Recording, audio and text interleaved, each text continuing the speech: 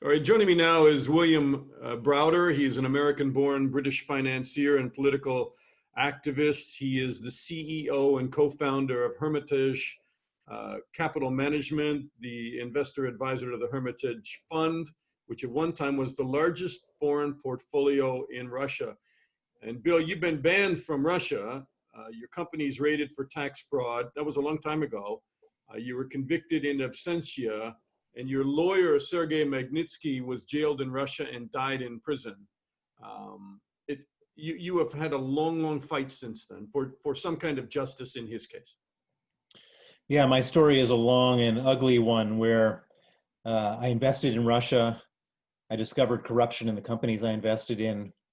I exposed the corruption, and in retaliation, they expelled me from the country, declared me a threat to national security, raided my offices, seized all of our documents. My lawyer, Sergei Magnitsky, investigated, discovered that the reason for seizing the documents was to use those documents to perpetrate a $230 million tax rebate fraud where the Russian authorities were stealing taxes, $230 million of taxes that we paid to the Russian government from the Russian government.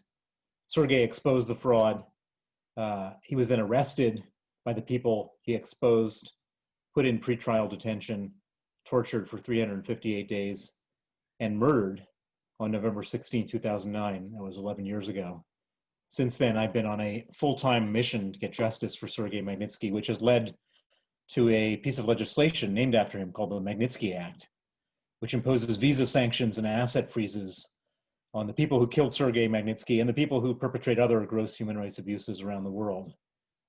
This is the law was first passed in the United States in 2012. It was then globalized in 2016 to apply not just to Russians, but to people everywhere who did terrible things. It then went to Canada, Britain, Estonia, Latvia, Lithuania, Kosovo, and it's currently on deck to be put in place at the European Union and Australia. It's something which Vladimir Putin has described as his single largest foreign policy priority to try to get rid of. The reason he hates it so much is because he steals a lot of money, he kills a lot of people, and he tries to keep that money safe abroad. And by having the Magnitsky Act in place, it puts his money and the money of his cronies at risk. Let's start with what's happening right now. One of the main opposition candidates in Russia, Alexei Navalny, poisoned, it looks like, and he's fighting for his life in Germany. Who did it and why? Well, I think it's pretty obvious. You know, everybody says, well, let's reserve judgment. There's no proof, blah, blah, blah. But how many poisonings coming out of Russia have to happen before we can finally say it's obvious who did it? I mean, so I believe that Alexei Navalny was poisoned. I believe the poison was administered by the FSB, the Russian secret police. And I believe that the order was given to poison him by Vladimir Putin. Why blame Putin? I mean, Navalny, when you take a look at some of his investigations, and they have been very serious corruption allegations. I mean, he has covered so many people and touched so many different people inside Putin's circle. That's true. However, Alexei Navalny is at such a high level in terms of his politics that nobody can touch him without the permission of Putin. Nobody would touch him without the permission of Putin, because if you did, it would set off a political firestorm that Putin would bear the brunt of. And so Putin would never allow that to happen. And everybody in Russia abides by this set of rules. So I don't believe that anyone other than Putin would have had the authority to do it. And why would they do it now? Well, this is a very pregnant moment in politics in this part of the world. You have the Belarus situation going on, and all you have to do is turn on the Twitter or the internet and look at the tens, if not hundreds of thousands of people who are standing up to the dictator Lukashenko right now. And Putin watches this and sees this and understands that this Belarus situation may be uncontainable. I might personally think it is. I've never. It really looks to me like this thing is spiraling out of control for Lukashenko. And it's one thing if you have a situation like that happening in a faraway country like Egypt or Tunisia, as far as Vladimir Putin is concerned. But it's another thing when it's Belarus, which is effectively almost like a province of Russia. And if the Russian people see that the Belarusian people can get rid of their dictator, they're going to have a lot more confidence that they could do the same thing in Russia. And if there was one person who is poised to lead that movement, it's Alexei Navalny. And so there's a really clear timing and political motive for why Putin would have done this right now. And as we speak, there have been a lot of demonstrations inside Russia, despite Putin's and the Kremlin's statement all the time that he's got 80% popularity. A lot of people think he's lost a ton of popularity during COVID-19, that the referendum was rushed through because they anticipated these kind of demonstrations and unrest as the Russian economy is collapsing. And there have been demonstrations in the Far East kicked off because of the arrest of a governor there. It's a total myth that Vladimir Putin has 80% approval rating. In a country like Russia, where you get arrested, you lose your job, you maybe even get killed for going against Vladimir Putin, nobody is going to answer honestly when they get called by an anonymous pollster to say, who do you support? I mean, the fact that 20% of the people say they don't support Putin is the only surprising thing to me about those fake polls. So, and you're absolutely right. You have a situation where the Russian people have given up free press, free speech, the ability to elect their leader of choice. And they did all that stuff on this unwritten bargain, which was if they give up all that stuff, they could enjoy a better standard of living. That was the deal that Putin had presented to them 20 years ago. But we're now in a situation where they've given up all their freedoms and the economics have been stagnating and then recently collapsing. And so there's like nothing to be gained from Vladimir Putin. And at this point, he's really in a terrible and tough spot because it's not like he can just give up power, retire, enjoy his ill-gotten gains and live a quiet life afterwards. He's killed people, a lot of people. He's ruined the lives of many, many people. He's stolen so much money. And if he were to lose power, he would have to bear the legal responsibility for that. And he understands that if he were to lose power, he'd probably go to jail, he'd lose his money, and God knows, maybe worse. And so he has no choice but to try to hold it all together as best as he can. And the one thing that scares him more than anything is when tens, if not hundreds of thousands of people all decide at once that they've had enough. Because it's one thing to go out and imprison all the opposition leaders. It's another thing to try to imprison everybody, which is just not possible. Does he create this atmosphere if he doesn't give the wink and a nod and say yes to the FSB or the GRU to carry out assassinations? Does he at the very least create this atmosphere where political assassinations are thought to be in his interest and with his blessing? And I'm talking about, the shooting of Boris Nemtsov, which took place within the view of the Kremlin, and Anna Politkovskaya, going back a bit further, a journalist who had criticized Putin and what was going on in Chechnya, and she was shot outside her apartment.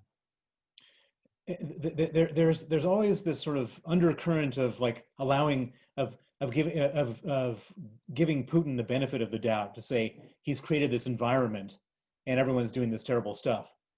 It's clear to me that Putin was responsible for Boris Nemtsov's murder.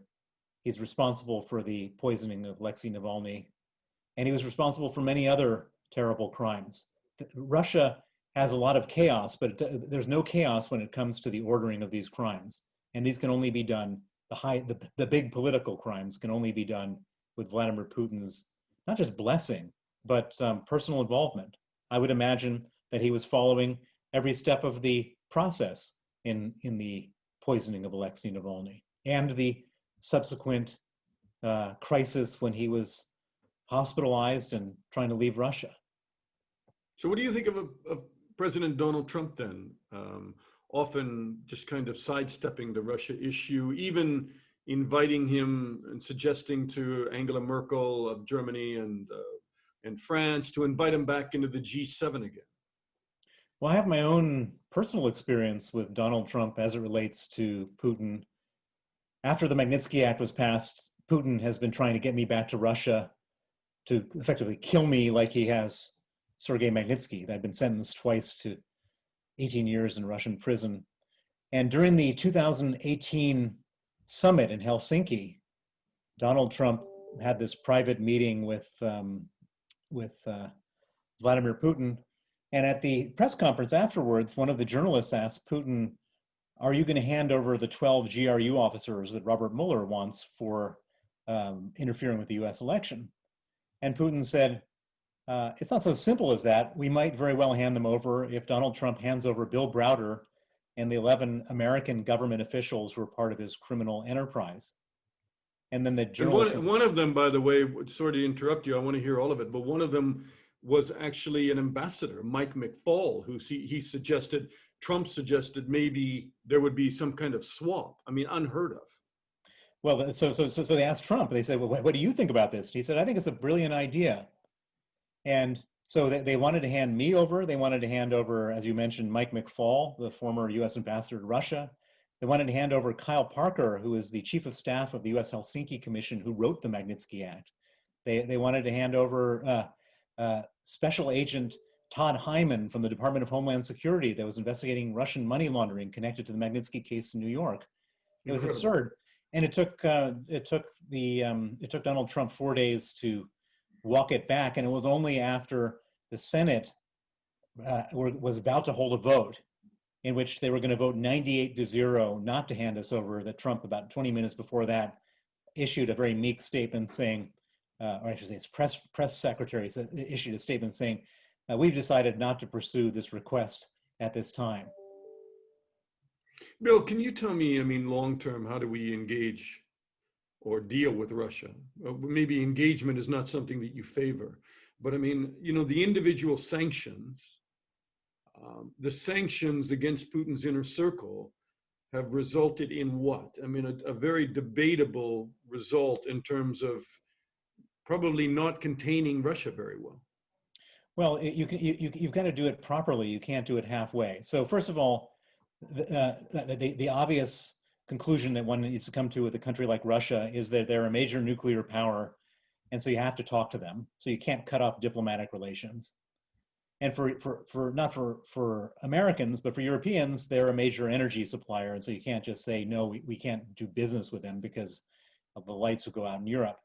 So those two things have to continue to happen. But at the same time, Russia is exporting assassinations. In the UK, they used polonium, radioactive material, on one person. They used Novichok, a chemical weapon, on another set of people. They're doing targeted assassinations all over Europe. They just did one in Berlin. They may have taken out bounties on American soldiers in Afghanistan. Indeed, they've shot down passenger planes with innocent people on board. They've invaded countries, redrawn the border, bombing hospitals and civilians in Syria. They're a major international menace. And so you can't let that go, because if you do, then they'll continue to do it and do it in greater numbers and more places. And so you have to create a punishing consequence, which it can't be cutting off diplomatic relations, and it can't be stopping business. And so the obvious consequence for them is targeted individual sanctions. And this is particularly powerful in a country where a few thousand people have stolen all the resources of the country and keep all those resources in the West. And it's, in my mind, it's not debatable at all how powerful these sanctions are. They hate them more than anything. And probably the most powerful of all the sanctions that have been imposed on Russia were the sanctions of the 7 Russian oligarchs, which took place in 2018, shortly after the Election Hacking Act was passed. And those 7 oligarchs, who were close trustees of Putin, effectively had their financial lives ruined. And if we wanted to really stop Russia in its tracks, They should expand that list and expand the list of other government officials who are targeted and sanctioned. Because and we have huge leverage here because they keep all their money in the West and they care about their money. If there is one hope that you would have to wrap this up, what would the Navalny attempted poisoning, attempted murder, lead us to? Well, my main hope is that Alexei Navalny recovers completely without any disabilities, and he can go on to fulfill his democratic dream and the dream of the Russian people, which is to have a real democracy there. And then you believe that he may return stronger.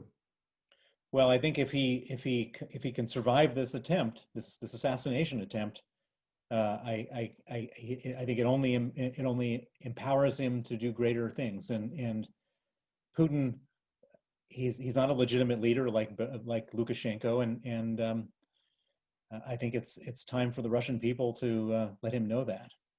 Bill Browder, a pleasure to talk to you. You know, great background information on what you believe has to happen, and probably, you know, you have succeeded in bringing about so much change through the Magnitsky Act. You must be very proud, and I appreciate your time. Thank you very much.